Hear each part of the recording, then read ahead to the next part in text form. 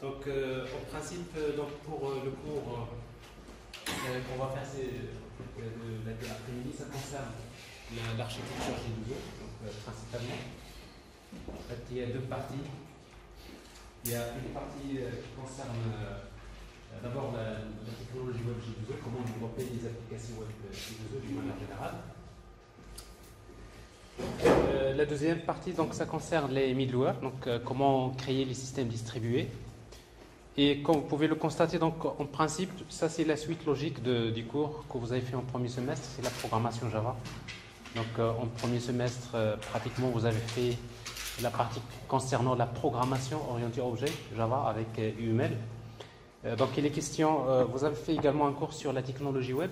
Donc forcément, vous avez déjà une idée sur la technologie web et vous savez si vous avez la compétence concernant la création de sites web aussi bien statique que dynamique. Maintenant, on va essayer donc d'aborder donc l'une des technologies qui font partie de votre spécialité, parce que aussi bien la partie génie logiciel et systèmes informatiques distribués, donc il y a les systèmes distribués qui vont être introduits. Également pour la filière Big Data Cloud Computing, parce qu'également il y a les systèmes distribués qui constituent la base bien sûr de la formation.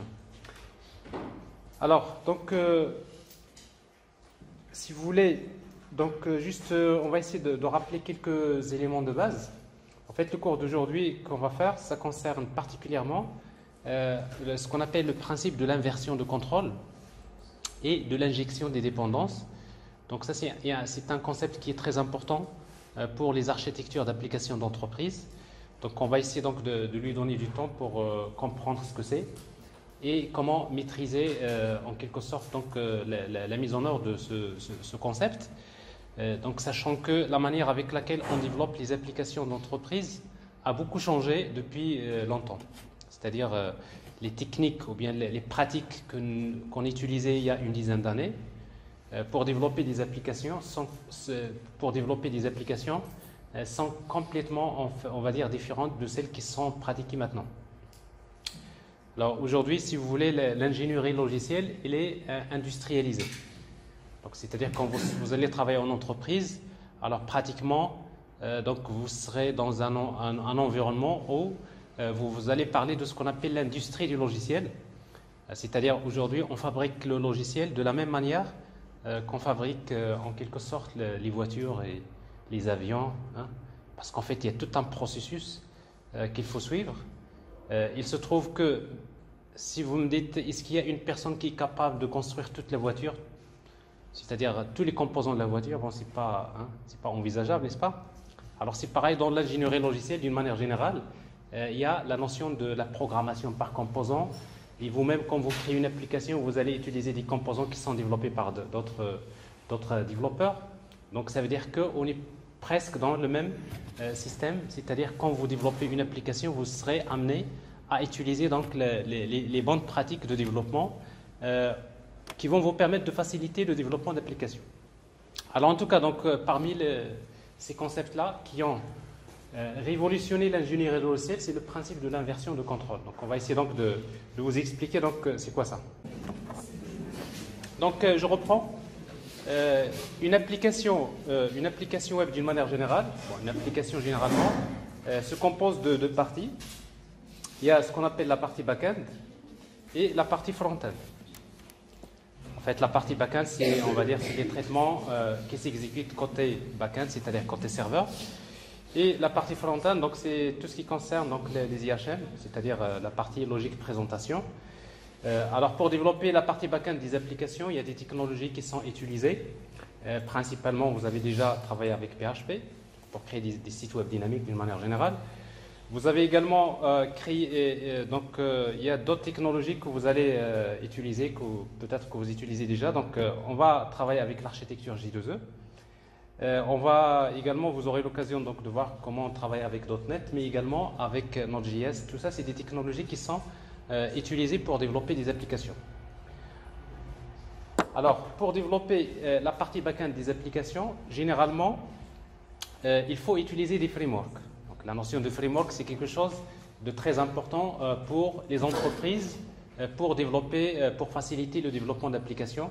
Donc on va voir tout à l'heure pourquoi il faut utiliser des frameworks pour développer les applications. Alors ceux qui travaillent avec PHP, sans doute, ils connaissent des frameworks comme Symfony, comme Laravel, par exemple.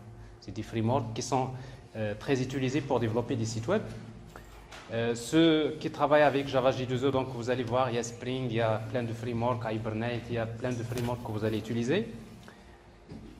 Ceux qui travaillent avec .NET, il y a le framework .NET.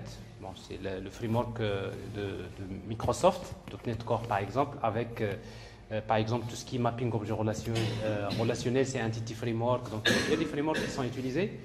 Et c'est pareil pour Node.js, donc comme par exemple Express, comme Nest.js. Donc il y a des frameworks qui sont utilisés à ce niveau-là.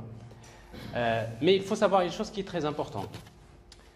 C'est que dans la majorité des cas, quand vous êtes dans des grands projets d'une manière générale, dans les grands projets, on ne va pas forcément utiliser une seule technologie. On ne va pas utiliser un seul langage. Parfois, on est amené à utiliser plusieurs technologies. Donc, vous allez voir, on va travailler avec une approche dite orientée service ou bien approche microservice, si vous voulez, dans laquelle, généralement, ce qu'on fait, c'est qu'on va découper l'application en plusieurs parties, plusieurs petites applications.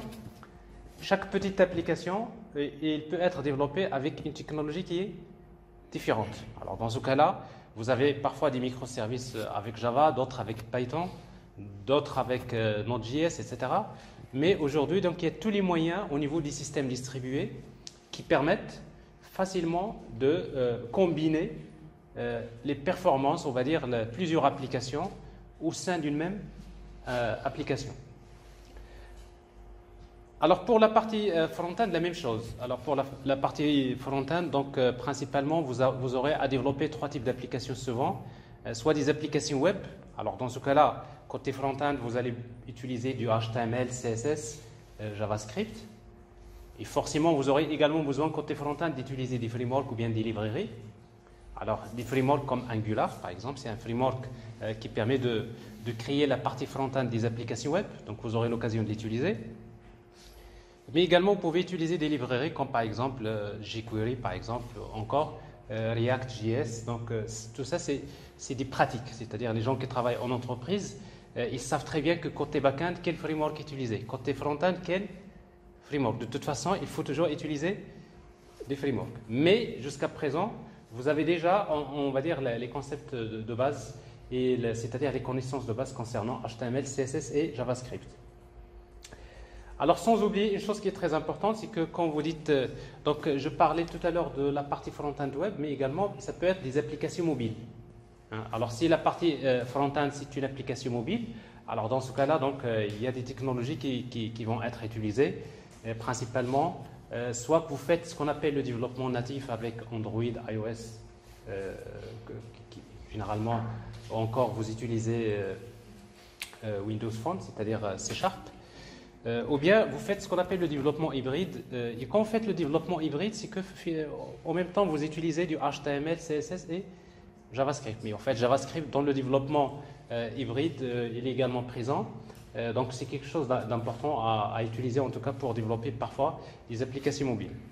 Alors c'est vrai, il y a donc des frameworks, des plateformes qui sont utilisées pour développer des applications mobiles, principalement. À part le développement natif, donc les plus connus, donc il y a Ionic, qui est basé sur Angular, avec bien sûr la base de l'affichage, c'est HTML, CSS, JavaScript.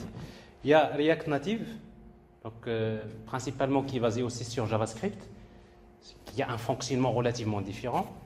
Et il y a également Flutter, donc une technologie qui est récente et qui est utilisée pour développer des applications cross-platform, c'est-à-dire pour différentes plateformes.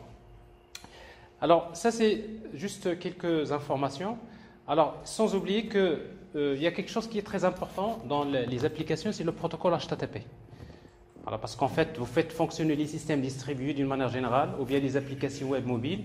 Alors, forcément, il y a la communication entre soit le client et le serveur en utilisant le protocole HTTP. Donc, c'est un protocole qu'il faut connaître, qu'il faut maîtriser. De toute façon, vous le connaissez déjà. Mais également entre les systèmes distribués carrément, c'est-à-dire une application Java, une application .NET, une application Node.js, ils peuvent toujours communiquer via des normes qui sont basées sur HTTP. Donc c'est un protocole qui est très important. Bien, alors maintenant ce qu'il faut juste pour introduire la notion, le principe de l'inversion de contrôle, on va parler d'abord des exigences d'un projet informatique. C'est-à-dire si vous voulez développer une application d'une manière générale, vous allez dire quelles sont les exigences. Alors si vous tentez de répondre à cette question, vous allez dire qu'en fait il y a les exigences fonctionnelles et les exigences techniques. C'est très important de dire ça. Alors quand vous dites dans chaque projet informatique, quelles sont les exigences fonctionnelles et quelles sont les exigences techniques? Vous programmez ce que je suis en train de dire? Parce que si vous l'implémentez dans un autre langage, je vais projeter votre écran, comme ça on saura... Non? C'est urgent ce que vous faites? Des remarques? Voilà, bon, il faut juste me dire ça, donc il n'y a pas de problème. Bien, alors donc quand vous cherchez de répondre à cette question, vous allez dire qu'il y a les exigences fonctionnelles et les exigences techniques. Alors, les exigences fonctionnelles, c'est quoi? En fait, c'est le besoin métier, c'est le besoin fonctionnel. Une application est faite d'abord pour satisfaire un besoin métier. Alors, c'est-à-dire que si vous dites je veux créer une application qui permet de gérer des comptes bancaires, alors vous allez dire l'application doit permettre d'effectuer des versements, des retraits et des virements. Alors, versement, retrait, virement, c'est quoi? Ça, c'est le besoin fonctionnel. C'est les spécifications fonctionnelles, ou ce qu'on appelle également les exigences fonctionnelles.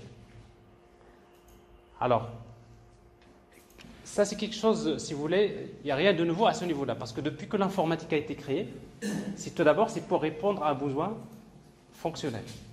Alors, pour répondre à cette question généralement, vous avez besoin de faire une analyse en utilisant par exemple un outil comme UML. Et le premier diagramme d'ailleurs que vous créez généralement, c'est le diagramme use case, n'est-ce pas? Alors quand vous créez un diagramme use case, un cas d'utilisation, c'est que vous êtes en train de chercher à répondre à cette question.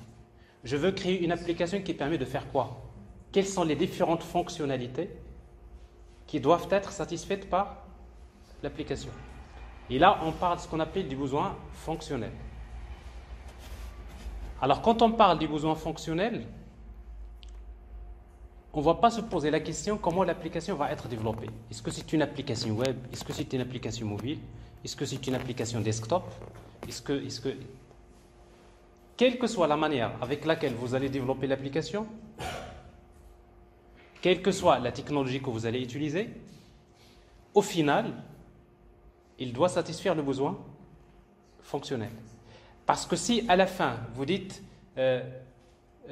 j'ai créé une application en utilisant les dernières pratiques de UI design, j'ai utilisé des frameworks, c'est une application réactive qui permet de très rapide, je ne sais pas ce qu'il fait, mais au final, il ne répond pas aux besoins. S'il ne répond pas aux besoins métiers, aux besoins fonctionnels, ça n'a pas de sens, n'est-ce pas? C'est-à-dire que, quelle que soit la manière avec laquelle vous allez développer l'application, eh bien, tout simplement, l'application doit toujours d'abord répondre aux besoins fonctionnels. Alors, c'est la raison pour laquelle, au niveau de l'ingénierie logicielle, il y a des procédures de tests qui se font. Et parmi les tests qui sont généralement utilisés, c'est ce qu'on appelle les tests fonctionnels. Les tests fonctionnels. Les tests, si que vous avez développé une application, à un moment donné, ils passent vers le laboratoire de tests fonctionnels. C'est-à-dire que on va tester si l'application répond aux besoins fonctionnels pour lequel il a été créé.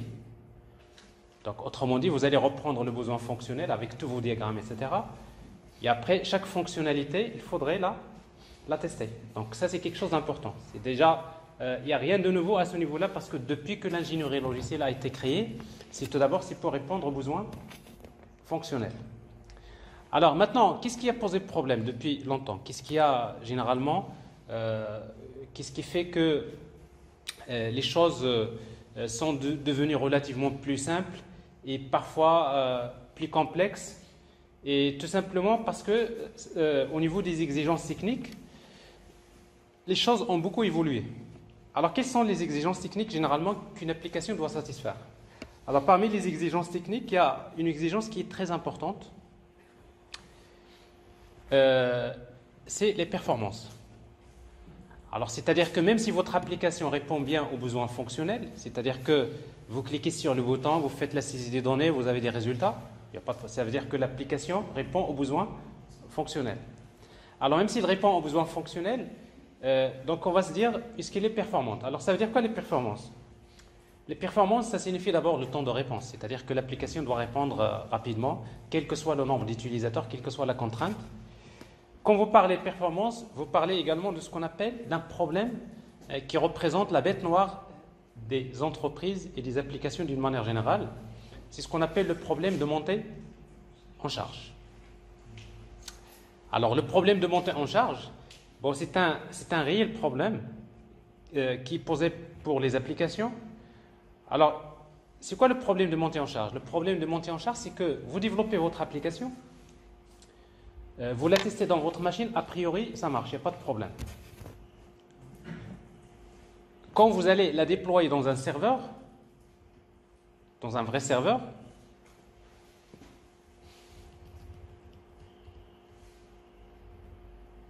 j'avais un schéma que je n'ai pas ici. Alors, quand vous la déployez dans un serveur, qu'est-ce qui se passe? C'est qu'à un moment donné, quand vous la mettez en production, si vous voulez, vous avez le nombre d'utilisateurs qui accèdent à l'application. Parfois, il peut être important. Quand le nombre d'utilisateurs simultanés qui accèdent à l'application devient très important, qu'est-ce qui se passe? C'est que votre application, votre serveur, il va devoir effectuer beaucoup de traitements en même temps. Il va devoir gérer beaucoup de requêtes et à un moment donné, la mémoire du serveur devient saturée et le CPU également va être utilisé avec un taux très, très élevé. Et quand vous avez une charge, ça veut dire que le serveur il n'est plus capable de répondre avec une vitesse assez intéressante. Alors quand l'application devient trop lente, en fonction de la charge, quand la charge augmente, quand le nombre d'utilisateurs devient important, alors on dit que nous avons un problème de montée en charge. Ce n'est pas un problème fonctionnel, c'est un problème de performance. Et particulièrement, c'est un problème de montée en charge. C'est clair?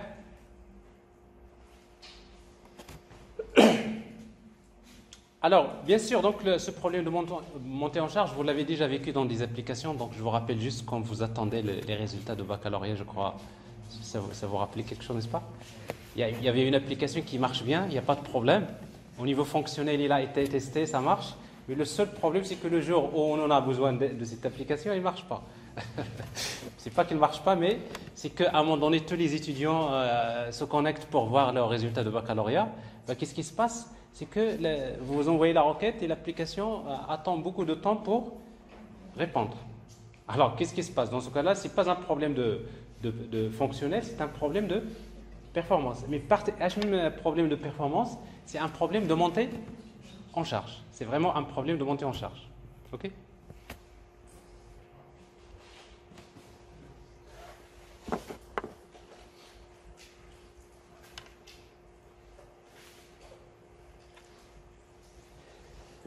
Alors, pour régler ce problème de montée en charge,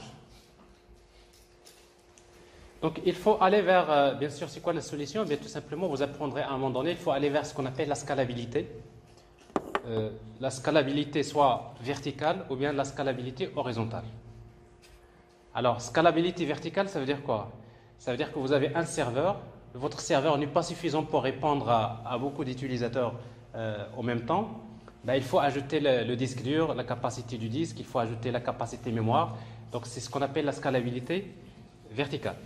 Ou tout simplement, vous dites, je vais faire la scalabilité horizontale, c'est-à-dire au lieu de démarrer une seule machine, un seul serveur, vous allez démarrer l'application dans plusieurs serveurs, dans plusieurs machines. Alors, dans ce cas-là, vous dites que vous êtes dans un système qui est scalable horizontalement. Alors, mais comment résoudre ce genre de problème? Donc, je disais que, en principe, ce problème de montée en charge, donc pour vous l'expliquer, je vais juste vous faire un petit dessin.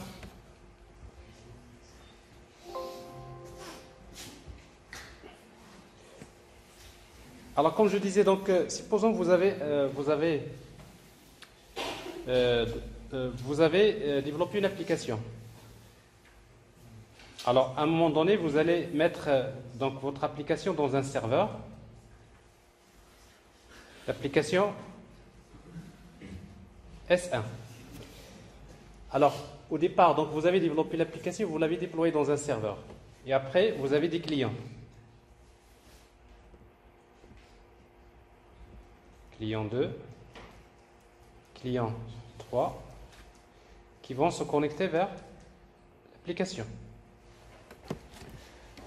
Alors, au début, donc, il n'y a pas de problème parce que le nombre d'utilisateurs qui sont connectés simultanément n'est pas très important. Donc, vous dites, mon application, ça va, il n'y a pas de problème, je n'ai pas de problème de performance.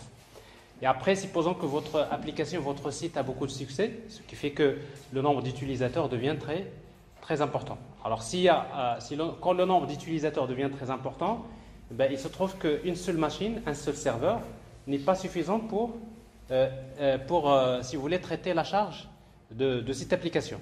Alors, qu'est-ce que vous allez faire? Donc, vous allez dire l'application,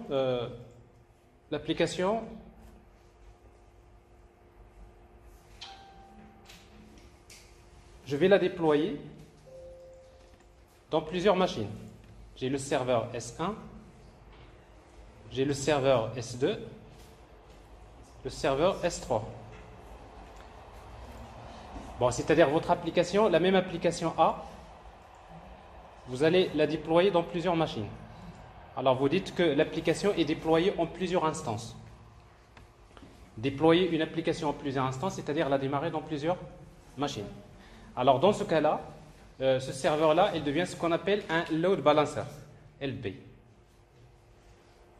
Alors, c'est quoi le rôle du load balancer dans ce cas-là? C'est que vous avez une requête R1, vous avez une requête R2, vous avez une requête R3. Alors, qu'est-ce qu'il va faire le load balancer? Donc, quand il reçoit la requête R1, ben, il va l'envoyer vers ce serveur, R1. C'est-à-dire, ce n'est pas lui qui va traiter la requête, c'est la première machine qui va traiter cette requête. La deuxième requête R2, il va l'envoyer vers ce serveur. Et la requête R3, il va l'envoyer vers ce serveur. La requête R4, qu'est-ce qu'il va faire? C'est à tour de rôle. Alors, c'est-à-dire que au lieu de traiter toutes les requêtes par une seule machine, tout simplement, qu'est-ce qu'il va faire le load balancer? Il va jouer un rôle d'un proxy, donc il va essayer de dispatcher les requêtes sur plusieurs machines. Alors, c'est-à-dire quand il fait, si vous voulez, quand il distribue les requêtes à tour de rôle, alors on dit que c'est-à-dire cet algorithme de load balancing, si vous voulez, ça a un nom, ça s'appelle, vous le connaissez? Ça s'appelle round robin.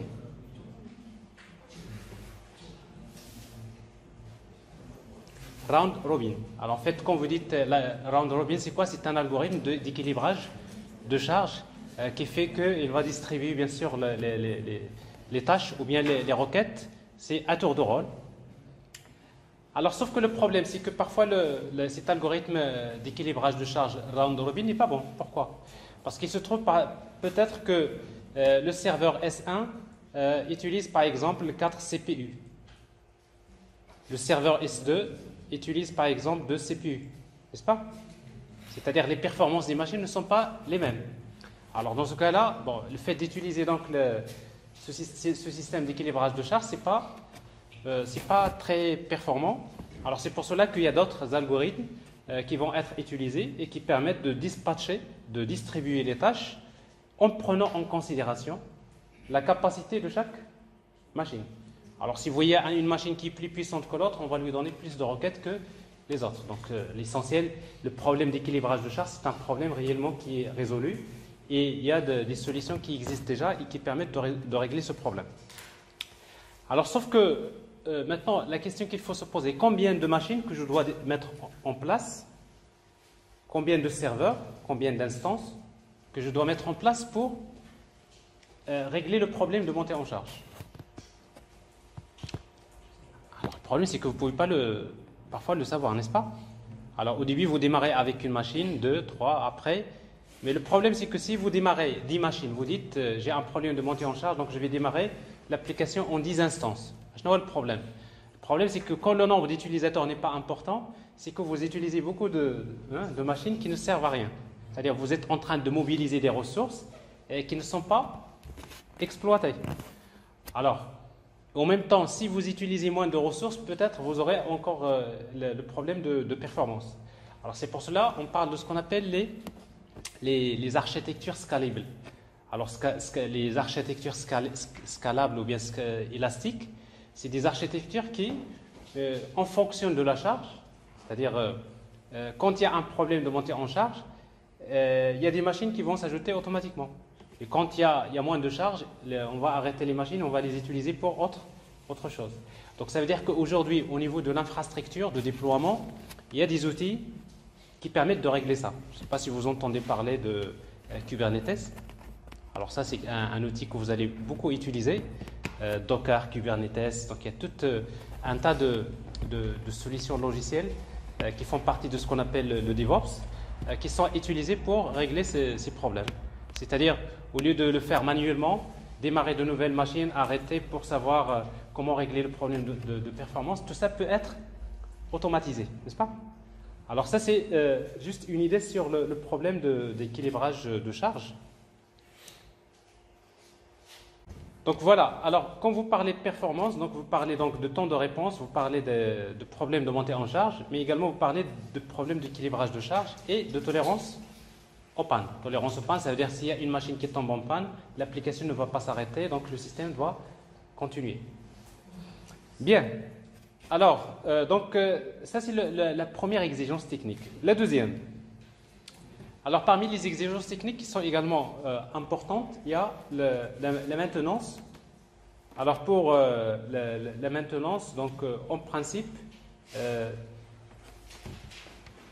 ça veut dire qu'une fois que vous développez l'application, ça vous le savez, votre application, il a besoin toujours d'être maintenu. Pourquoi? Parce qu'il faut toujours la mettre à jour.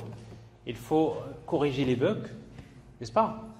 Il faut l'améliorer, améliorer les performances. Il y a des problèmes de sécurité, il faut trouver des solutions. Ça veut dire qu'une application, une fois qu'elle est déployée, il y a toujours un travail de maintenance. Alors ça, on le sait. Mais maintenant, ce qui est important, c'est à quel prix? Alors si une application est mal développée, s'il est mal conçu, s'il est mal développé ou bien s'il est mal déployé, généralement, vous allez avoir des soucis au niveau de la maintenance. Alors c'est pour cela, donc vous l'avez déjà appris, c'est que pour créer une application, il y a une phrase qui est assez célèbre, qui est utilisée. On dit qu'une application doit être doit être facile à maintenir d'abord. Et pour qu'il soit facile à maintenir, l'application doit évoluer dans le temps.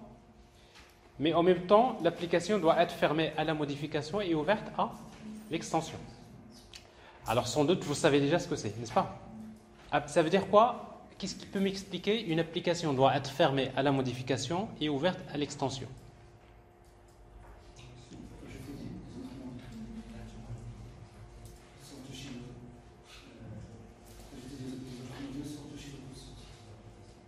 Donc, si pour faire évoluer l'application, il ne faut pas toucher le code source, c'est ça?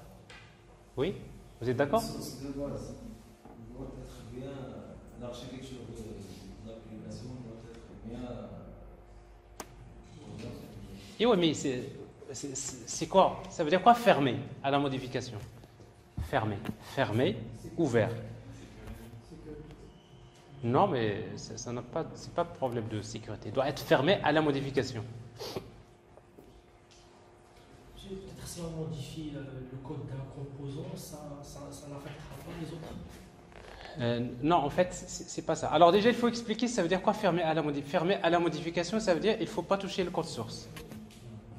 Parce que quand vous développez une application, vous avez le code source, vous le compilez, vous avez le bytecode ou bien le code binaire, etc., que vous exécutez.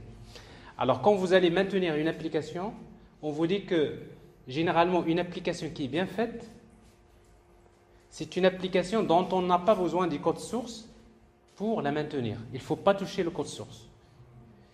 Mais il y a un problème pour vous, peut-être ce que vous avez appris jusqu'à présent, c'est que le seul moyen qui vous permet d'améliorer une application, c'est de modifier le code N'est-ce pas? Ne me dites pas non. Alors, ce n'est pas vrai. Pourquoi? Parce que vous savez que dans l'approche orientée objet, il y a bien des concepts fondamentaux que vous exploitez souvent mal, à savoir, il y a le polymorphisme. Alors, le polymorphisme, c'est l'un des concepts, n'est-ce pas, fondamentaux de l'orienté objet. Il y a des interfaces, il y a des classes abstraites, il y a des méthodes abstraites. Alors ça, c'est quelque chose de très important dans l'orienté objet. Et il y a bien moyen de faire évoluer une application sans avoir besoin de toucher le code source. Alors après, vous allez dire, il y a une contradiction parce que l'application doit évoluer, mais en même temps, il ne faut pas toucher le code source. La solution, c'est qu'il doit être ouverte à l'extension. Fermée à la modification, ça veut dire qu'il ne faut pas toucher le code source. Ouverte à l'extension, c'est-à-dire si vous voulez corriger un bug, ou bien vous voulez améliorer quelque chose, il faut ajouter ce qu'on appelle des extensions. Est-ce que c'est clair? Ça, c'est la signification de cette phrase. Alors maintenant, la question que je vous pose, pourquoi ce n'est pas bien de toucher le code source? Pourquoi ce n'est pas bien de maintenir l'application au niveau du code source?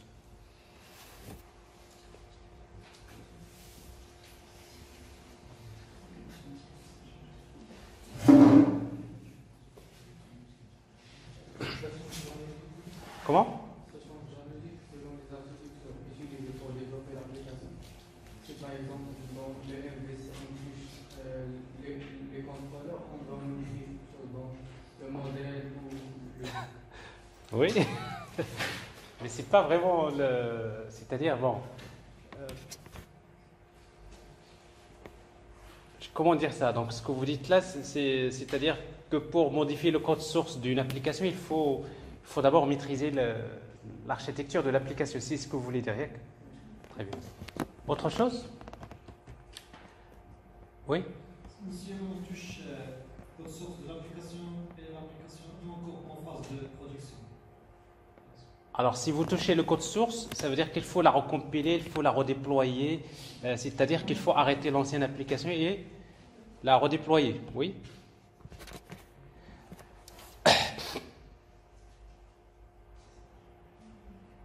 D'autres raisons?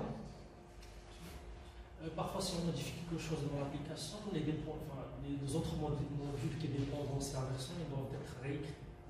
Alors, parfois, vous corrigez un problème et vous créez d'autres problèmes. C'est-à-dire que parfois, vous faites une modification quelque part dans le code source, n'est-ce pas? Mais après, vous allez peut-être engendrer d'autres problèmes dans d'autres parties. Et quand vous exécutez l'application, vous allez vous rendre compte que finalement, vous avez un problème qui a été également généré. Donc, maintenir au niveau du code source, modifier le code source de l'application, ça peut engendrer d'autres problèmes. Alors, je vais juste vous donner un exemple.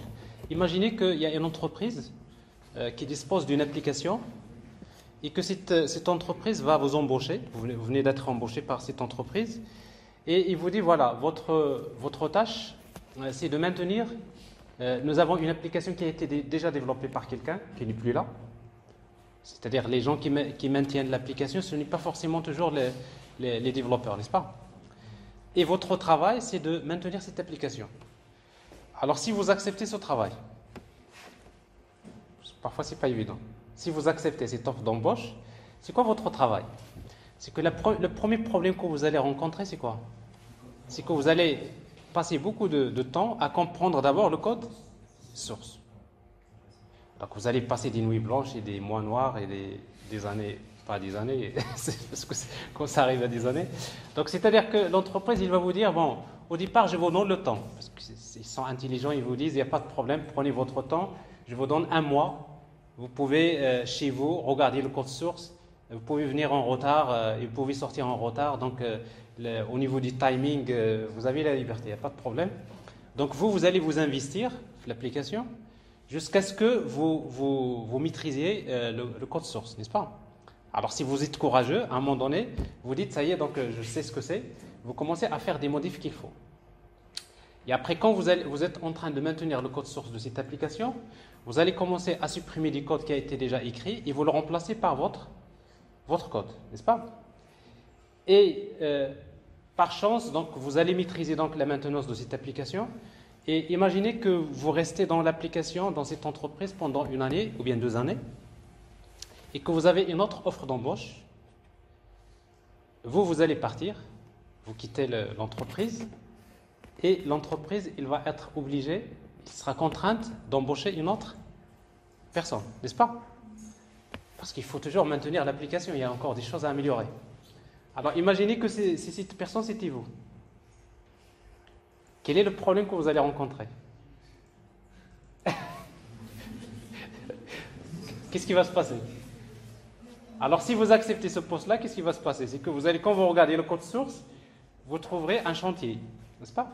Là, vous trouverez une première logique qui a été suivie par un développeur. Ensuite, il y a un autre qui a supprimé des choses et qui a utilisé sa propre logique de programmation, n'est-ce pas? Et qu'à un moment donné, vous voulez comprendre la structure de l'application et vous avez du mal à la comprendre. Le plus difficile, c'est de comprendre le code source d'une application qui existe déjà, qui ne respecte pas les bonnes pratiques de développement. Parce que vous savez, en algorithmique, il existe plusieurs manières de développer les applications. Alors, si vous prenez cette application, vous allez la regarder pendant une semaine, après, peut-être, vous allez venir, vous allez dire à l'entreprise, je démissionne. Ben, il va vous dire, est-ce que c'est un problème de salaire?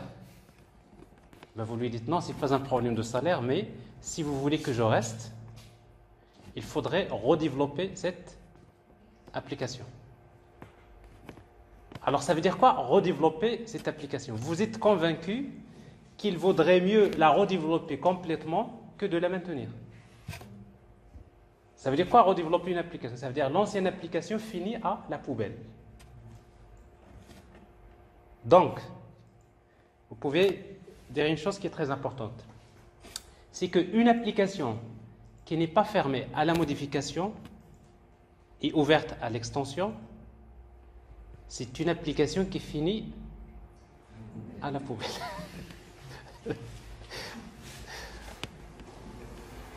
Alors ça vous arrive d'ailleurs, vous avez déjà développé beaucoup d'applications, n'est-ce pas? Vous-même, vous avez développé une application de l'année dernière, peut-être que vous avez utilisé. Après, il y a un collègue de première année qui vous demande, voilà, nous avons le même exercice, le même projet, est-ce que tu peux filer ton code source? Oui, oui. Et après, il va te demander, viens m'expliquer. Et quand tu regardes ton code source, tu dis, je ne me rappelle même pas pourquoi, comment... Est-ce que vous voyez ça, n'est-ce pas? Vous dites, je ne me rappelle pas pourquoi j'ai déclaré cette variable. Attends. Donc, c'est-à-dire, c'est ton code source, vous allez passer beaucoup de temps à le comprendre pour l'expliquer, n'est-ce pas? Alors, si votre application n'est pas bien documentée, si elle ne respecte pas les normes, c'est très difficile à maintenir. Ça vous arrive? Alors, je disais l'année dernière, mais parfois juste le mois dernier. Hein, parce que je viens d'écrire une application le mois dernier, mais quand je regarde le code source, parfois, vous avez du mal à... Donc, une application, généralement, qui est mal conçue, c'est une application qui est difficile à maintenir. Et quand vous avez une application difficile à maintenir, ça veut dire qu'on sera obligé de se balader dans le code source pour la maintenir. Et quand on en arrive là, donc vous savez ce qui va devenir. Donc, à un moment donné, vous allez dire, cette application devrait être redéveloppée. Ça veut dire l'application finit à la poubelle et on passe à autre chose. Alors, c'est pour cela que ça, c'est quelque chose de très important. Une application doit, c'est l'un des principes, l'un des, si vous voulez, des principes de conception des applications est celui-là. Une application doit être fermée à la modification et ouverte à l'extension. Est-ce que vous savez maintenant ce que c'est? Alors maintenant, comment créer une application fermée à la modification et ouverte à l'extension? C'est ce que nous allons voir tout à l'heure. Alors maintenant, vous savez, il faut d'abord, ça doit être comme ça. Donc pour créer une application facile à maintenir, eh bien, tout simplement, il faudrait que votre application soit conçue de façon à ce qu'elle soit fermée à la modification et ouverte à l'extension. Alors, il y a d'autres exigences techniques, notamment il y a la sécurité. Alors, la sécurité, c'est un grand problème pour les entreprises. Il dit quoi donc l'application, en plus qu'il doit être au niveau fonctionnel, il doit répondre aux besoins fonctionnels. Vous avez l'application, elle est performante parce que vous avez utilisé une bonne conception, un bon développement et un bon déploiement. La maintenance, vous êtes satisfait parce que votre application est bien conçue, donc elle est fermée à la modification et ouverte à l'extension. Mais après, il y a des failles de sécurité. Alors, s'il y a des failles de sécurité, c'est grave, n'est-ce pas? Donc, ce qui fait que la sécurité, c'est un grand problème pour les entreprises.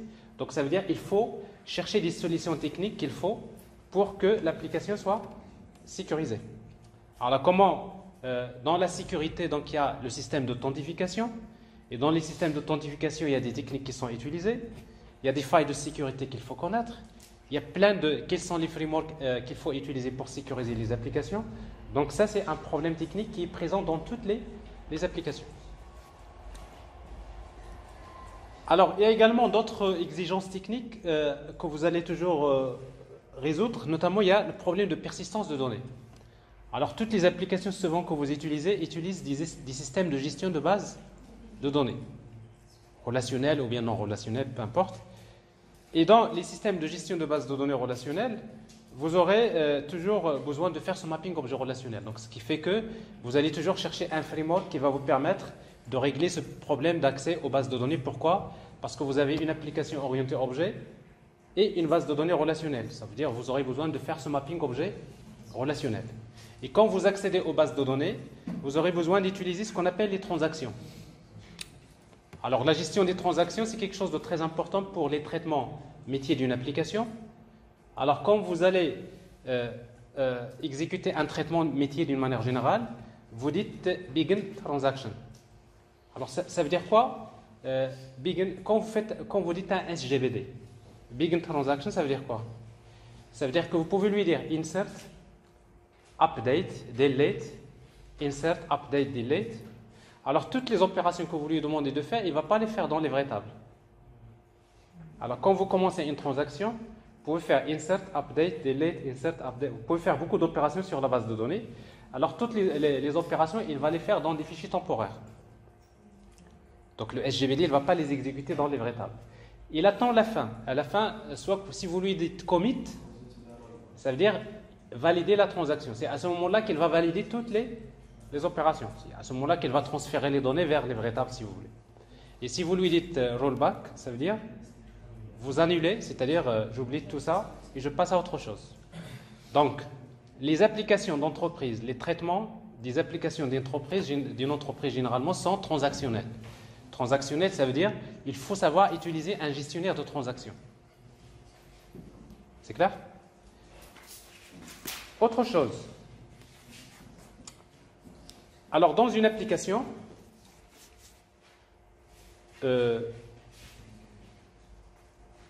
souvent, on vous dit, il y a une chose, c'est que dans une application, on a besoin de créer plusieurs couches, plusieurs versions. Il y a la version web, la version mobile et la version desktop.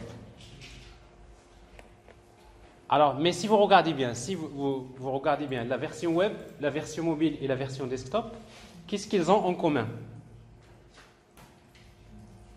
Qu'est-ce qu'ils peuvent avoir en commun? La base de données. Quoi d'autre? Alors, il y a une couche qui s'appelle la couche métier, n'est-ce pas? La couche business, la couche métier. Business layer. Alors, en fait, dans la couche métier, qu'est-ce qu'il y a dans la couche métier? Il y a le code fonctionnel, c'est-à-dire toutes les exigences fonctionnelles que vous développez pour l'application pour répondre aux besoins fonctionnels. Quand vous dites « je veux créer une application qui permet de réaliser la tâche A, B, C », ça veut dire que dans la couche métier, vous avez une méthode A, une méthode B, une méthode C. C'est le traitement, n'est-ce pas?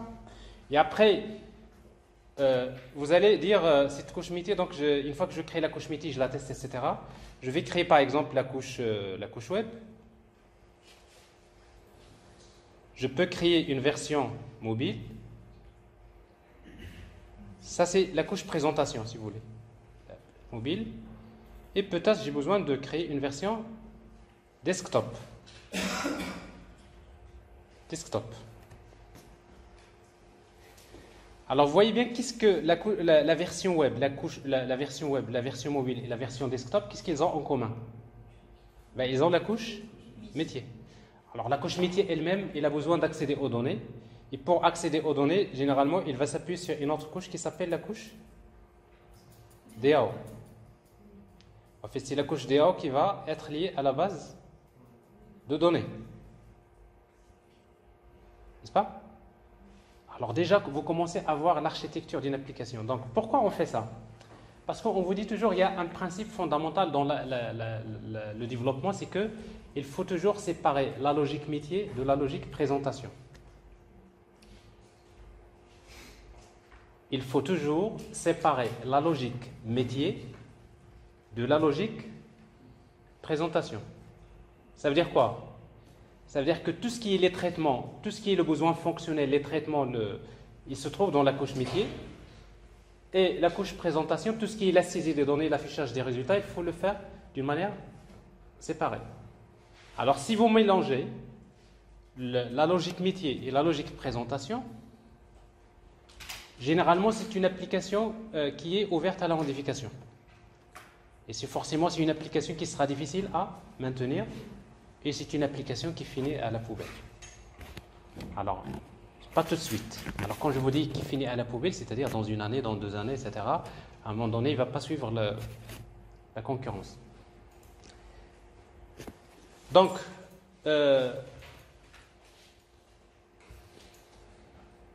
alors vous avez donc la même chose. Donc vous allez séparer, vous allez créer une application en la séparant en plusieurs couches. Alors les couches de base sont là, mais après il y a d'autres couches que vous allez ajouter. Après vous allez comprendre que même dans la couche métier, on peut la découper en plusieurs couches. D'autres couches web, on peut les découper en d'autres couches. Donc tout ça, c'est pour en quelque sorte créer une application qui va être facile à faire évoluer.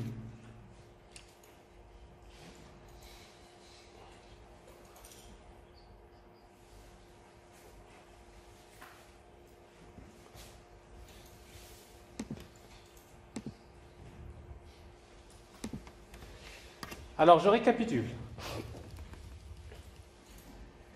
Qu'est-ce que nous avons dit jusqu'à présent? Nous avons dit que si on cherche à définir le besoin d'un projet informatique, d'une application, on va dire qu'il y a 2 types d'exigences. Il y a les exigences fonctionnelles et les exigences techniques. Alors, au niveau des exigences fonctionnelles, donc, c'est-à-dire c'est les spécifications fonctionnelles, l'application doit tout d'abord, si vous voulez, il faut d'abord écrire le code qui permet de répondre aux besoins fonctionnels. Alors quand je parle fonctionnel, c'est quelle couche? Métier. Dans le code métier, dans la couche métier, je ne dois pas trouver des choses qui sont des trucs base de données. Dans la couche métier, je ne devrais pas trouver quelque chose qui est lié à la logique présentation.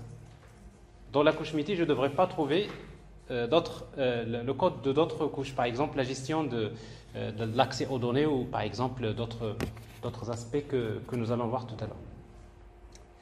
Alors c'est-à-dire quand j'écris une application, il y a d'abord le besoin fonctionnel, mais tout le code qui reste, c'est-à-dire toute la partie du code qui reste, c'est ce qu'on appelle les exigences techniques. Alors parmi les exigences techniques, on a parlé des performances, la maintenance, la sécurité, la persistance des données, etc. Donc vous avez quelques exigences techniques qui vont s'imposer. Mais après, à la fin, ce qui va compliquer un peu les choses, il n'y a pas que ça. Il y a la journalisation, il y a d'autres concepts qu'il faudrait. Alors maintenant, après, ce qui va compliquer les choses encore, c'est qu'il y a d'autres exigences qui vont s'imposer. C'est en quelque sorte, c'est les exigences financières. C'est le coût du logiciel. Alors là, on vous dit, on veut bien avoir une application qui répond aux besoins fonctionnels, qui marche bien, parce que s'il ne marche pas, ça ne sert à rien. Mais en plus de cela, il doit être performante, il doit être sécurisé, facile à maintenir, etc. N'est-ce pas? Et au final, on vous dit, il ne faut pas que ça coûte cher. Une application qui ne doit pas coûter cher. Alors ça, c'est le grand problème. Alors, est-ce que vous avez une idée comment on calcule, par exemple, le coût d'un logiciel? Je vais vous donner une idée, et peut-être... A priori, ça vous étonne, mais après, vous allez vous rendre compte que que le logiciel, généralement, ça coûte parfois cher. Alors, supposons que vous avez une entreprise, vous avez 10 ingénieurs,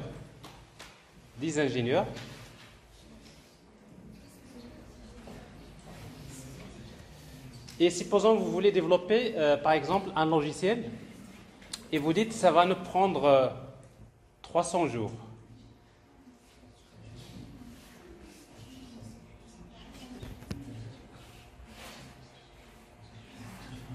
Alors, calculer le coût du logiciel. Ça va coûter combien? C'est-à-dire que c'est un développement spécifique. Je vais développer ce logiciel pour une entreprise. Alors, comment l'entreprise va calculer le coût de ce logiciel-là? Ça veut dire que vous allez mobiliser 10 ingénieurs dans un logiciel pendant 300 jours. Alors, vous allez prendre le coût, ce qu'on appelle jour homme, 5000 dirhams par ingénieur par jour. Exactement. Alors ça, c'est la moyenne, c'est le minimum, si vous voulez, parfois. Ça peut être plus, ça peut être un peu moins, mais généralement, c'est ça. C'est-à-dire, si vous voulez calculer le coût du logiciel, vous allez dire, cette unité-là, ça s'appelle GH. GH, ça veut dire quoi? Jour homme. 5000 dirhams, GH. N'est-ce pas? Alors vous allez dire, 5000 peut-être pour vous, c'est beaucoup, n'est-ce pas? Alors pour une entreprise, donc pour lui 5000 dirhams. Pourquoi 5000 dirhams? Il va facturer l'ingénieur à 5000 dirhams par jour, parce que il y a d'abord le salaire de l'ingénieur, parce que c'est ce que vous voyez souvent, mais après il y a les charges, pas? Il y a les impôts, parce que souvent on vous paye le salaire X, mais après la même quantité X, on va la payer, c'est-à-dire au niveau des charges sociales, etc., les impôts. Il y a le loyer, il y a le consommable, etc. Il y a le bénéfice, il y a plein de choses derrière. Ce qui fait que l'entreprise, généralement, je vous donne juste dans un développement spécifique, généralement, il tourne autour de ce chiffre. C'est bien de le savoir. Alors, si vous supposez que c'est comme ça va coûter combien ce logiciel? Alors, si vous faites, vous avez 10 ingénieurs, multiplié par 5000, ça veut dire que chaque jour, c'est 50 000 dirhams. Multiplié par combien? Combien de jours? 300. Égal à quoi? Il y a 15. Vous comptez le nombre de zéros. 1, 2, 3, 4, 5, 6. Ça veut dire quoi? 15 millions de dirhams. C'est cher, n'est-ce pas?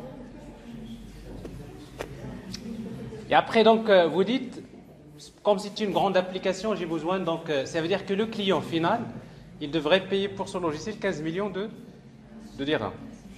Et après, vous dites, si le client vous dit c'est trop cher, qu'est-ce que vous allez faire? Vous dites, mais comment on va réduire le coût? Qu'est-ce qu'on va faire pour réduire le coût? Alors d'abord, le nombre d'ingénieurs. Ça, vous le savez. Donc je vais dire, sur ce projet... Alors sur ce projet-là, donc je vais juste mobiliser 5 ingénieurs. 5.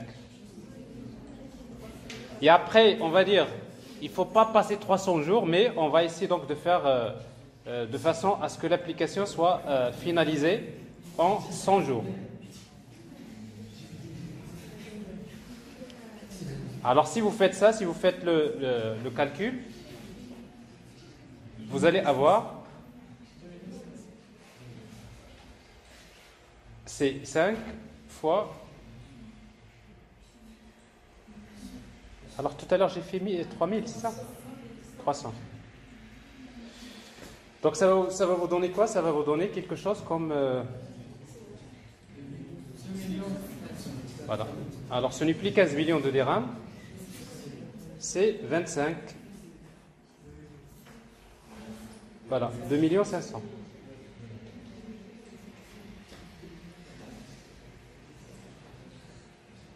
000. Donc ça. Alors ça signifie qu'en principe, alors maintenant la question qu'il faut se poser, comment, avec 5 ingénieurs, en 100 jours développer cette application? Donc c'est ça la grande question à poser. Bon.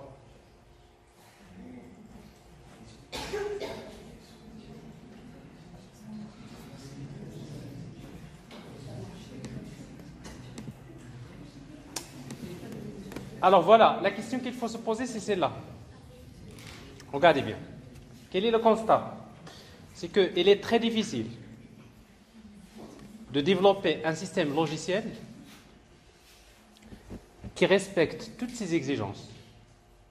Je nomme les exigences fonctionnelles et techniques, sans utiliser l'expérience des autres.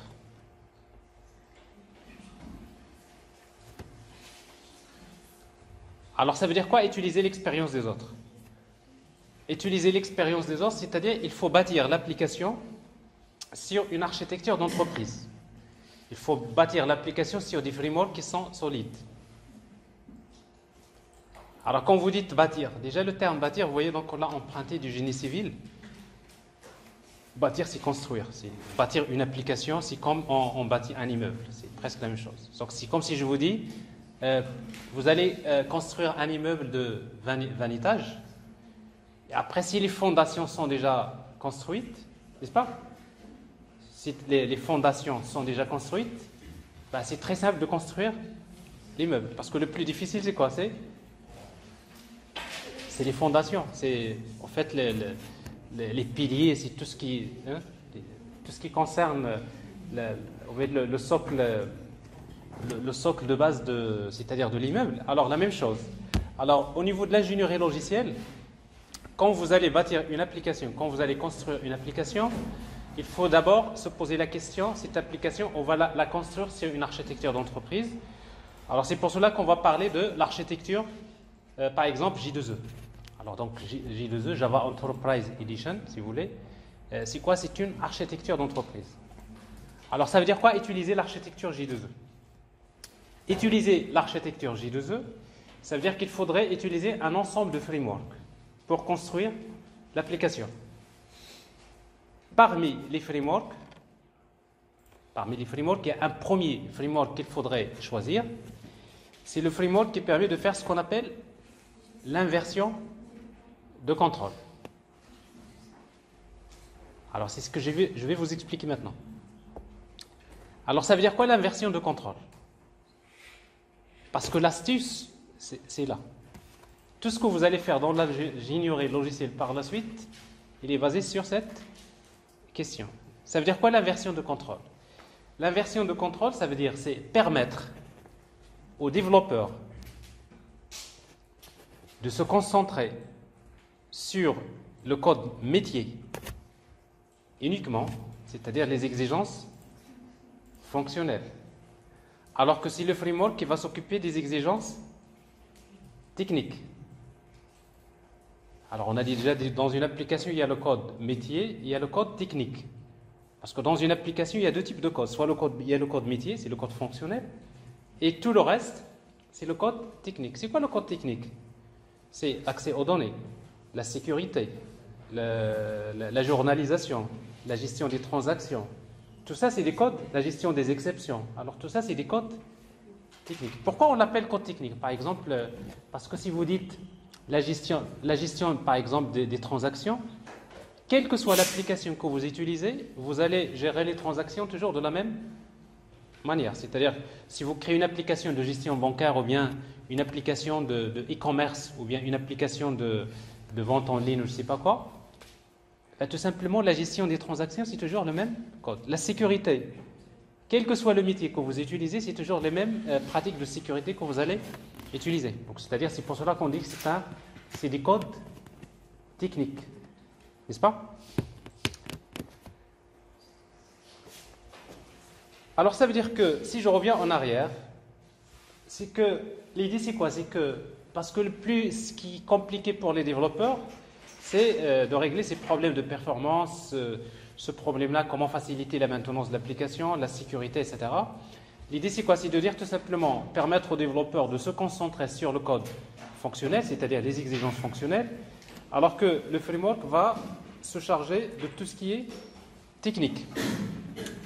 Alors, pour faire l'inversion de contrôle, dans l'architecture J2E, en fait, il y a deux solutions que vous allez utiliser souvent. Soit vous utilisez Spring, c'est un framework qui est assez connu. Dans la majorité des cas, c'est ce framework que vous allez utiliser pour faire l'inversion de contrôle. ou bien on peut utiliser un autre framework qui fait partie des spécifications J2E, Enterprise Java Beans, EJB. Alors, avant de vous expliquer, alors bien sûr, pour vous, cette année, vous allez beaucoup travailler avec Spring. Et vous aurez l'occasion de voir également comment utiliser EJB, comment utiliser CDI, c'est-à-dire l'architecture d'un serveur d'application J2E.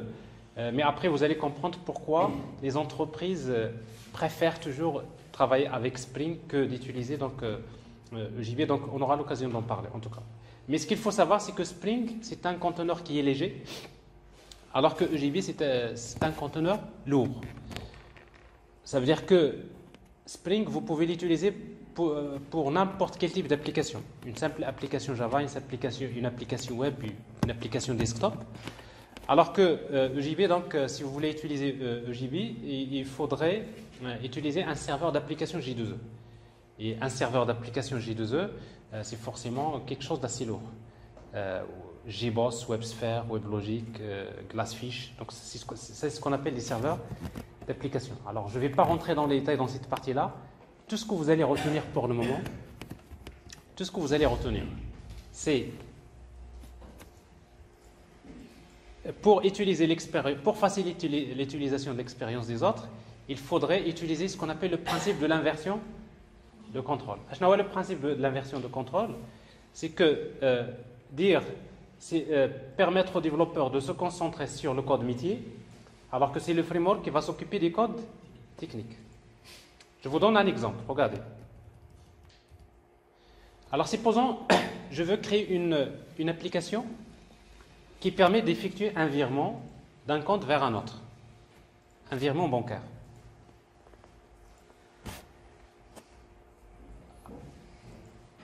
Alors, si vous dites que l'application doit permettre d'effectuer un virement d'un compte vers un autre, ça veut dire que dans la couche métier de votre application, vous allez déclarer une méthode qui s'appelle virement, n'est-ce pas?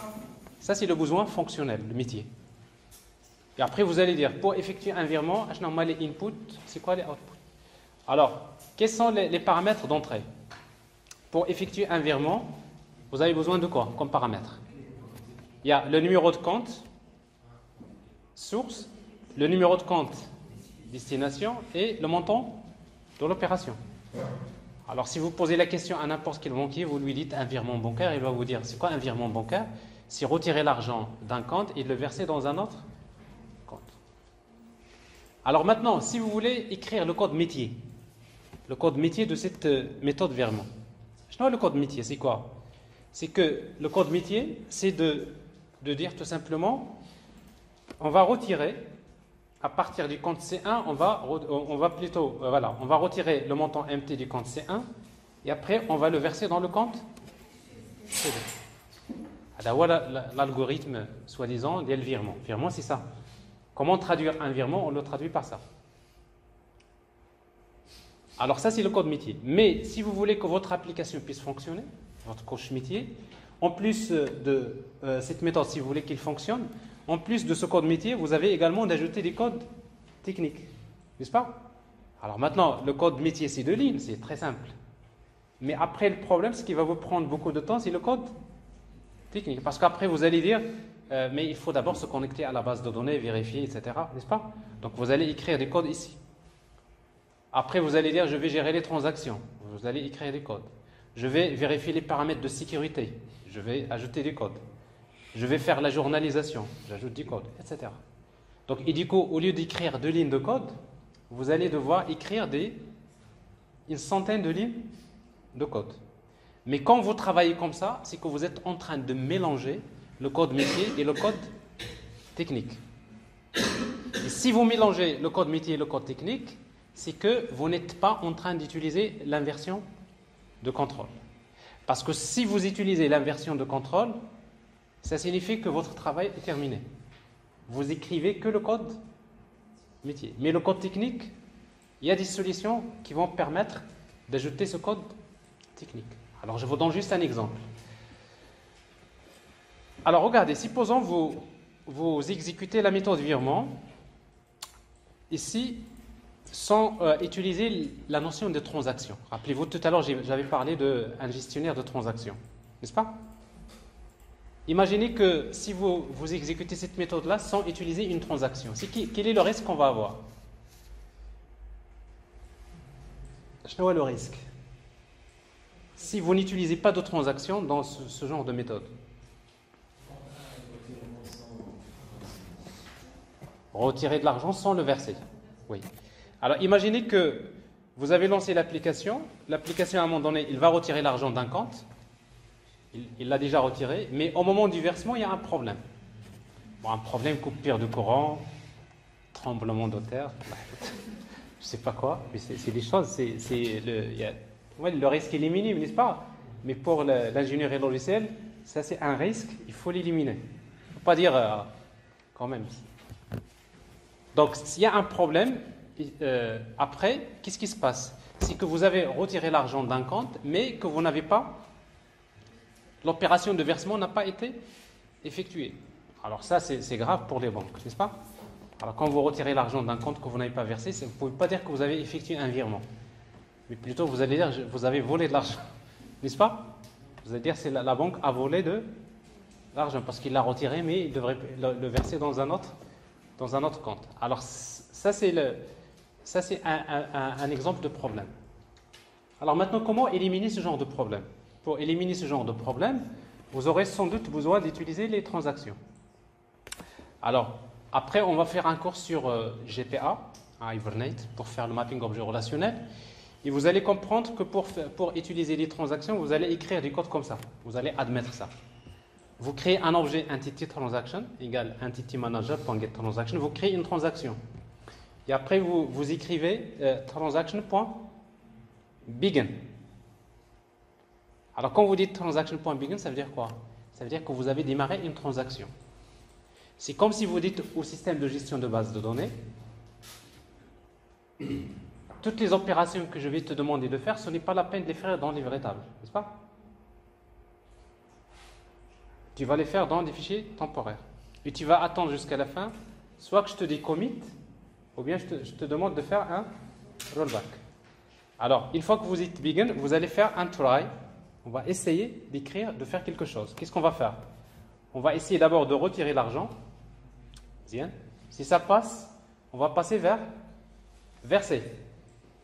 Si ça passe, qu'est-ce qu'on va faire?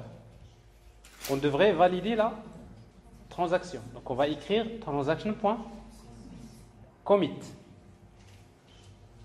C'est-à-dire, je valide la transaction. Mais s'il y a un problème, il y a une exception. Et quand il y a une exception, qu'est-ce que je dois faire? Je dois annuler la transaction. C'est-à-dire, même si par exemple j'ai retiré l'argent, mais au moment du versement il y a un problème, le problème va générer une exception, je fais un catch et je devrais lui dire annule-moi avec le retrait que tu as fait tout à l'heure. Mais comment on va lui dire de l'annuler? C'est d'utiliser transaction.rollback. Rollback, c'est annuler la transaction. C'est clair? En fait, le principe des transactions, c'est ce que vous faites d'habitude. Ça vous arrive parfois quand vous passez un examen, qu'avant de commencer à écrire sur le propre, vous commencez à écrire sur le brouillon. N'est-ce pas? Alors quand vous commencez à écrire, pourquoi vous faites appel au brouillon? Parce que vous n'êtes pas encore sûr que ce que vous allez faire est bon. Donc vous écrivez sur le brouillon. C'est quoi? Quand vous prenez le brouillon, c'est quoi? Vous avez ouvert une transaction. Mais une fois que vous voyez que ce que vous avez fait au brouillon est bon, vous allez commencer à écrire sur le propre. Alors quand vous écrivez sur le propre, c'est quoi ça? Commit. Ça y est. Donc je ferme mes yeux, j'accepte.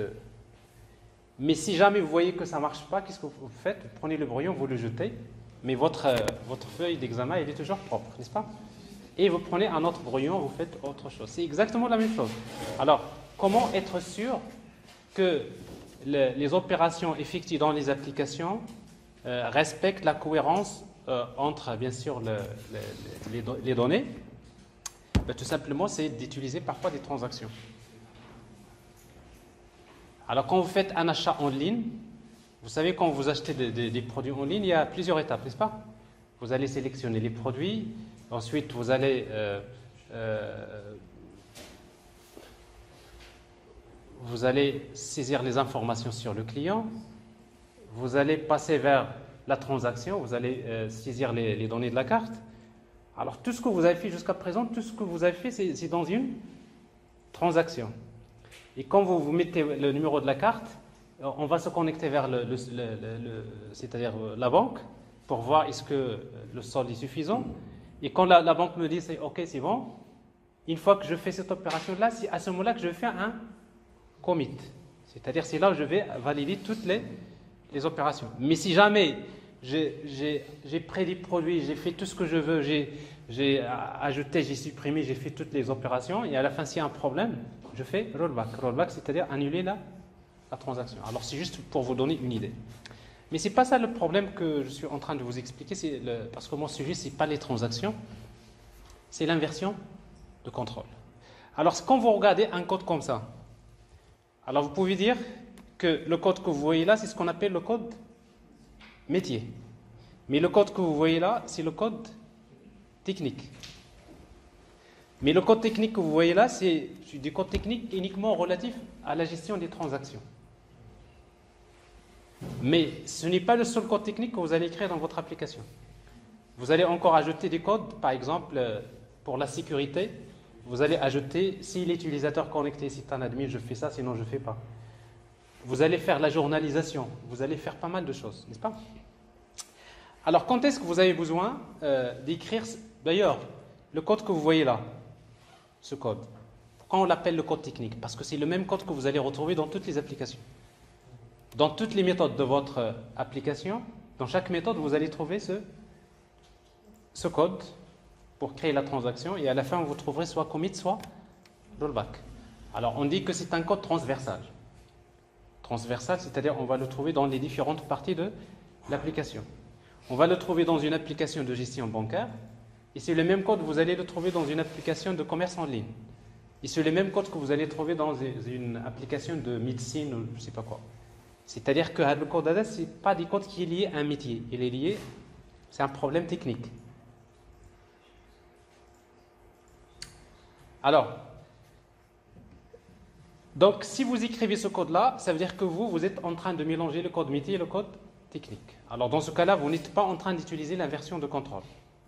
Mais si vous utilisez l'inversion de contrôle, vous utilisez le framework, par exemple Spring, vous dites, moi je sais ce que c'est l'inversion de contrôle, et bien tout simplement, j'utilise Spring Framework comme framework pour faire l'inversion de contrôle. Alors dans ce cas-là, votre code va ressembler à ça. Dans la méthode virement, vous allez écrire retirer, verser.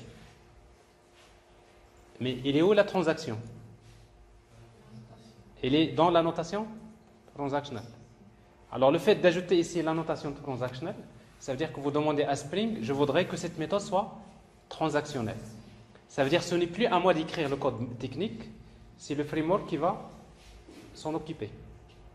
Dès que vous appelez la méthode virement, il y a Spring d'abord qui va créer la transaction. Il va faire transaction.begin. Il va faire try. Il va appeler votre méthode. Si votre méthode génère une exception, il fait rollback. Sinon, il va faire commit. Qu'est-ce que vous venez de faire? Vous venez de déléguer la gestion des transactions à un spécialiste. C'est quoi le spécialiste? Pour lui, c'est Spring. Spring, il fait la gestion des transactions. Alors, le fait de travailler comme ça, c'est que vous êtes en train d'utiliser le principe de l'inversion de contrôle. C'est clair?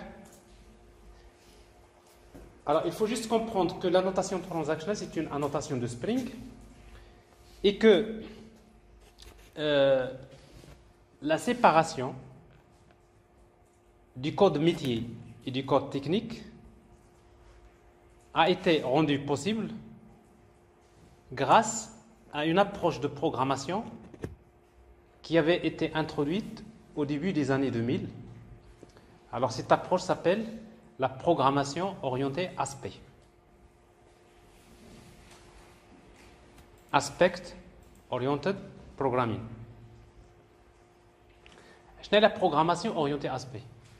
La programmation orientée aspect, c'est un style de programmation, c'est un paradigme de programmation qui vous dit que pour créer votre application, il faut créer l'aspect métier dans une classe le métier dans une classe, l'aspect sécurité dans une classe, l'aspect transaction dans une classe, l'aspect journalisation dans une classe, n'est-ce pas? Ça veut dire que chaque aspect de l'application, l'aspect métier et les aspects techniques, il faut les séparer. Et après, par la suite, par exemple, ici vous avez l'aspect métier de l'application. Si vous avez besoin d'utiliser que votre code métier, vous voulez qu'elle soit transactionnelle, il suffit de greffer l'aspect des transactions à cet aspect métier. Alors comment on va le greffer? Vous voyez, donc vous venez de le greffer avec la notation transaction. Vous êtes en train de greffer le code qui a été développé par Spring et qui permet de gérer les transactions. Alors vous n'allez pas vous soucier de cet aspect, mais c'est un autre aspect qui va se charger de le faire. Alors ça veut dire tout simplement, c'est que avant les années 2000, maintenant on est en 2020, ça fait 20 ans, on ne savait pas comment séparer le code métier des codes techniques. Parce qu'à l'époque, le seul moyen pour réutiliser des codes techniques dans les applications, c'est des copier-coller. Copier-coller, c'est le code source, n'est-ce pas? Mais pour les séparer, il fallait attendre ce paradigme de programmation avec la programmation orientée aspect et qui vous permet tout simplement de dire, bon, avec la programmation orientée aspect, on peut les séparer. Alors en fait, le premier framework qui a été créé pour faire la programmation orientée aspect, ça s'appelle AspectJ. AspectJ, donc vous voyez donc c'est Java qui a introduit ce concept-là, mais après tous les langages de programmation ont suivi par la suite. Spring AOP, c'est un framework qui fait l'orienté aspect. D'ailleurs, si vous travaillez avec Spring, vous allez trouver que Spring utilise toujours Spring AOP pour l'orienté aspect. Et après, il y a d'autres frameworks, JBoss AOP, etc. Donc, il existe plusieurs solutions pour faire la programmation orientée aspect. Alors, la même chose, donc je ne vais pas rentrer dans les détails de cette partie-là, mais il faut comprendre une chose. C'est que quand vous écrivez du code comme ça veut dire que vous êtes en train de mélanger le code métier et le code technique. On dit également que le code métier est pollué par le code technique. On utilise le terme pollué. Vous avez du code métier à 2 lignes, mais vous l'avez pollué avec beaucoup de try catch, beaucoup d'accès aux données, beaucoup de if, des choses techniques, n'est-ce pas? Alors moi personnellement, c'est ce que j'appelle la programmation orientée pollution. Alors quand vous trouvez quelqu'un en train d'écrire du code comme ça, vous lui dites, est-ce que tu ne sais pas que depuis l'année 2000, il y a quelque chose qui s'appelle la programmation orientée aspect. Et que depuis l'année 2000, il est bien possible de séparer le code métier et le code technique. Et je pense que tu ne sais pas ce que c'est l'inversion de contrôle. Parce que si tu sais ce que c'est l'inversion de contrôle, tu ne vas pas faire ce travail.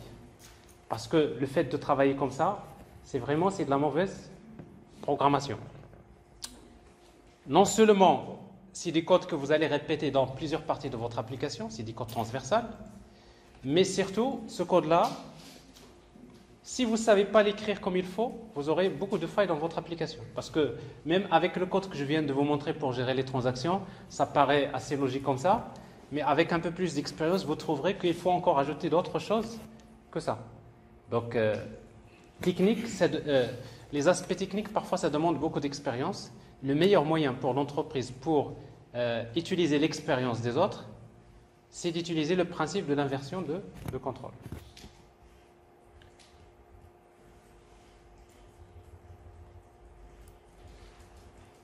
Alors ici, donc, je vous ai montré le cas de la gestion, par exemple, des transactions, mais la même chose pour la sécurité. Au lieu d'écrire, par exemple, du code pour tester c'est-à-dire pour vérifier le rôle de l'utilisateur qui est authentifié, avec Spring, on pourra ajouter, par exemple, la notation secured, par exemple, entre parenthèses, rôle égale admin. secured role égale admin. Ça veut dire quoi? C'est comme si vous dites Spring, à chaque fois qu'on te demande d'appeler cette méthode-là, vérifie si l'utilisateur authentifié a le rôle admin, par exemple. Vous voyez donc, c'est pour cela que Spring, en fait, c'est lui qui a révolutionné en fait l'ingénierie logicielle, grâce à ce principe de l'inversion de contrôle. C'est pas pour rien que Spring a pris beaucoup d'avance par rapport aux autres technologies et que généralement les autres technologies souvent, ça c'est mon avis personnel, ils ne font que suivre généralement ce qui se passe dans Spring. C'est toujours Spring, c'est en fait quelques années d'avance par rapport aux autres technologies. Et vous-même, donc, dans ce cours-là, c'est ce que vous allez apprendre par la suite, de voir comment utiliser le framework Spring comme framework d'inversion de contrôle d'abord. Et après, on va utiliser Spring pour la partie web avec Spring MVC. Et après, on va utiliser Spring pour la sécurité avec Spring Security. Et après, on va utiliser Spring Transactional pour la gestion des transactions, etc. Spring Data pour l'accès aux données, etc. Donc, ça veut dire que Spring, c'est un grand framework. Mais la partie la plus importante dans Spring, c'est quoi? C'est ça, c'est Spring EOC. EOC, c'est Inversion of Control. Inversion de contrôle.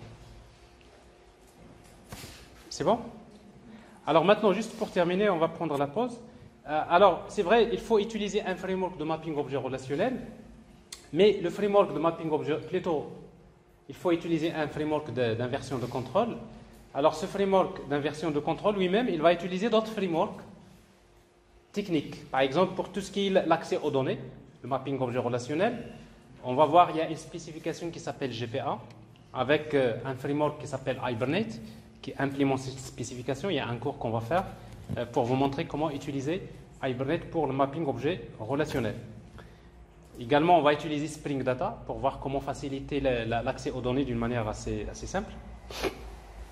Et après, pour par exemple créer les applications distribuées, on va utiliser ce qu'on appelle les middleware, comme REMI, comme les web services, avec les protocoles SOAP, REST, etc. Donc, on aura l'occasion de voir ce que c'est. Pour la sécurité, il va utiliser Spring Security, etc. Donc, vous voyez, donc Spring EOC, c'est lui qui fait l'inversion de contrôle. Mais pour gérer les autres aspects techniques, lui, il va également faire appel à d'autres briques logicielles, c'est-à-dire d'autres frameworks.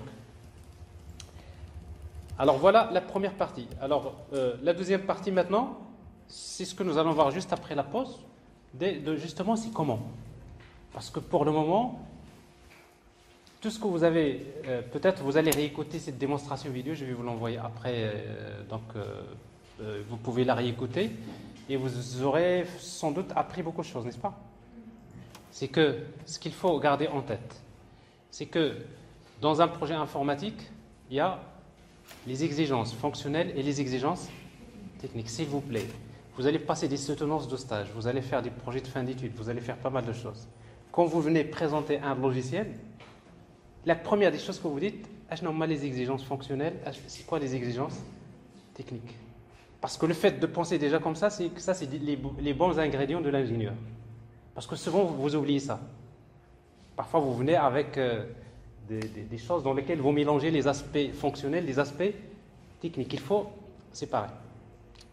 Donc, les aspects fonctionnels, forcément, il y a une approche que vous allez utiliser, donc UML, les diagrammes use case pour les spécifications fonctionnelles, les besoins fonctionnels.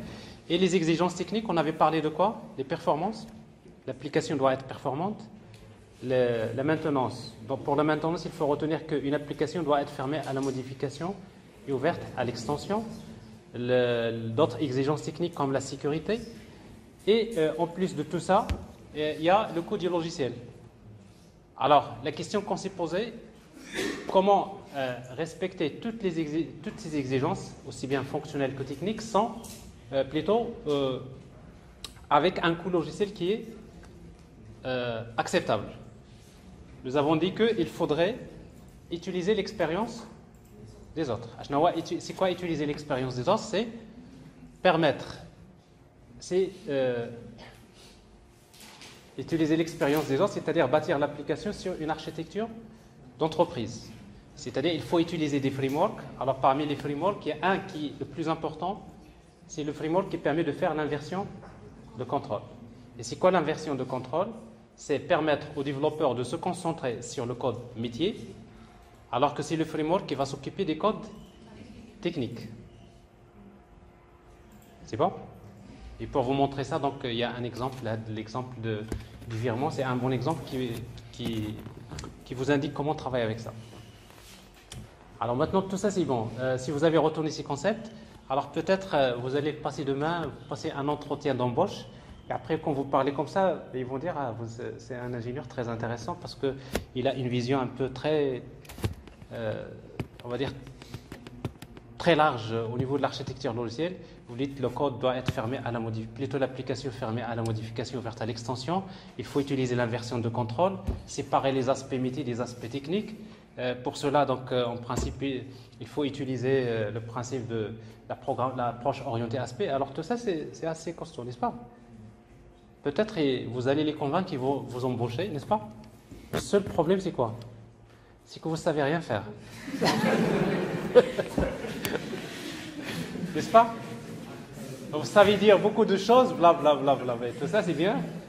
Mais après, on va vous dire, allez-y, on va vous embaucher. Le lendemain, vous commencez à fuir. Mais c'est quoi? Comment je peux régler ça?